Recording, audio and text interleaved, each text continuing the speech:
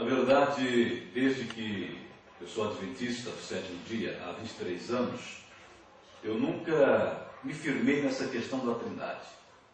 Sempre foi algo como não resolvido na minha vida.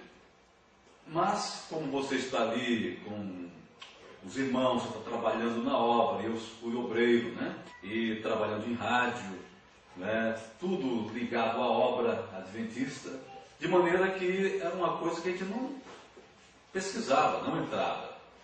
Mas, um certo dia, eu comecei a pensar mais nesse assunto. Eu falei, puxa, alguma coisa está errada. Alguma coisa está errada com relação a essa doutrina. Mas eu também não sabia por onde começar, nem como buscar. E como a gente tinha acesso à internet, eu comecei a buscar na internet, estudar alguma coisa.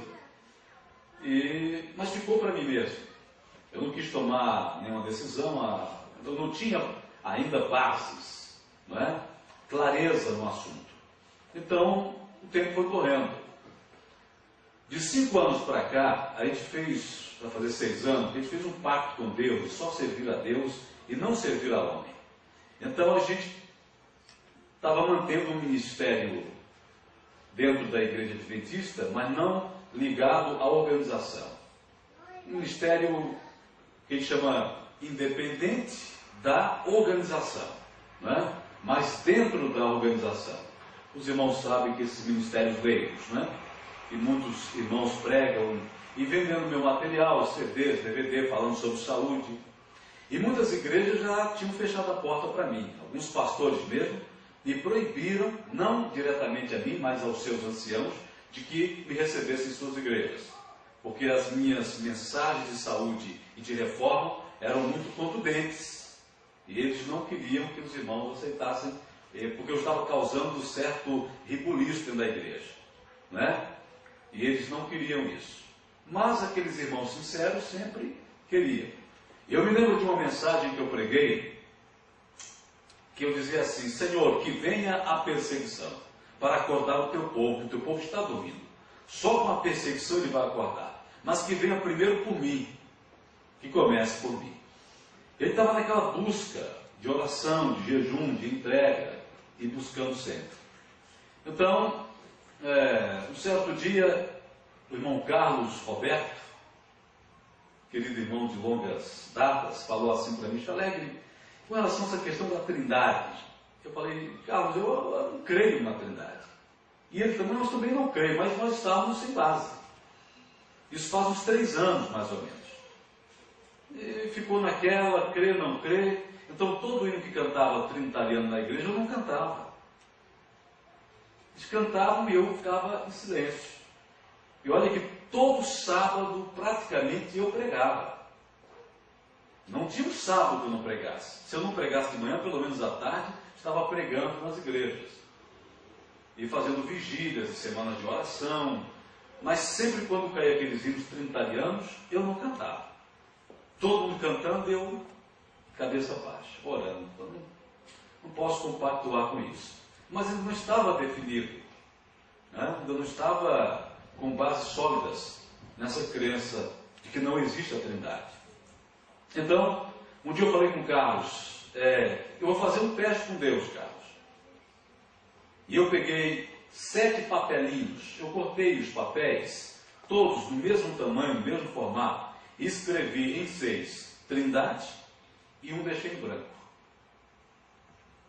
Eu falei: o que cair, aí sim, Deus vai mostrar para mim que se existe ou não a Trindade. Então, o que os irmãos acham? Qual o papel que eu peguei? O branco. Quando eu peguei o papel, ansioso, olhos fechados ainda, tá? Não foi olho aberto, não. Peguei o papel e abri em branco. Eu falei: então, Senhor, quer dizer que não existe Trindade. Quer dizer que essa doutrina está errada. Liguei para o Carlos: Carlos, rapaz, eu fiz um teste com Deus aqui e não tem Trindade não. Só que nós ficamos, ele para lá, eu para cá, a gente não mais entrou nesse assunto. Então, recentemente, isso foi depois do carnaval, o irmão Alonso me convidou para que nós estivéssemos juntos para meditar, estudar a palavra de Deus, o Espírito de Profecia e orar. Então foi até o sítio do irmão Alonso e lá nós ficamos 4 dias em oração e jejum. E eu falei, Senhor, eu quero toda a verdade. Eu quero que o Senhor me mostre toda a verdade. E Carlos havia me convidado para ir nesse mesmo período uma programação que os históricos estavam realizando em Guarapari. Eu falei, não, vai ser bom, Chalé, eu passo aí para te levar. Eu descartei o Carlos. Mas ele foi. Só que ele voltou. Quando ele voltou dessa programação, chegou lá em casa com um livro e vários DVDs. Olha aí, Chalé. Né? Aquele livro com vários DVDs. Eu peguei o livro, já comecei a ler um livro sobre a filiação de Cristo. Não é? Aí eu falei assim, aí eu escrevi no livro, heresia. Já joguei para lá o livro. Mas eu fiquei, puxa vida, Senhor, eu pedi que o Senhor me desse toda a verdade. Será que não é verdade vindo para mim, eu estou rejeitando? Entrei em grande luta com Deus. Aí eu peguei o DVD. E o primeiro. Então eu vi o primeiro DVD. Aí eu gostei já de cara do tema. O Alfa e o Ômega. Porque eu já tinha estudado sobre o Alfa da heresia, mas não com toda a profundidade que estaria sendo mostrado naquele DVD. Então quando eu vi o Nader Mansur mostrando que era o Alfa, porque para entender o Ômega precisamos compreender o que foi o Alfa. Então quando eu compreendi o Alfa e o Nader veio mostrando o Ômega, eu falei, é isso mesmo, Senhor. Chorei como uma criança, falei, é isso mesmo, essa é a verdade. Me ajoelhei, clamei a Deus, falei, Senhor, essa é a verdade. Eu agora creio nessa verdade, estou firmado, nada me tira dessa verdade. Amém, irmãos? Glória ao nosso Pai eterno por isso. Então, eu falei, agora o segundo DVD me interessou, ecumenismo, irmão Silas, mostrando o ecumenismo. Mas mostrando, e eu pegando passo a passo, item por item que ele falava, mostrando os livros, mostrando as mudanças, eu falei, não tem dúvida, Senhor, é isso mesmo. A minha grande luta era, como é que posso deixar a igreja de Deus? Porque eu defendia a igreja adventista do sétimo dia, a denominação, como a menina dos olhos de Deus. E agora, como deixar? Eu me pregava isso nos púlpitos para tantos e tantos e tantos, como deixar? Foi a grande luta. Mas aí eu comecei a estudar a questão da igreja.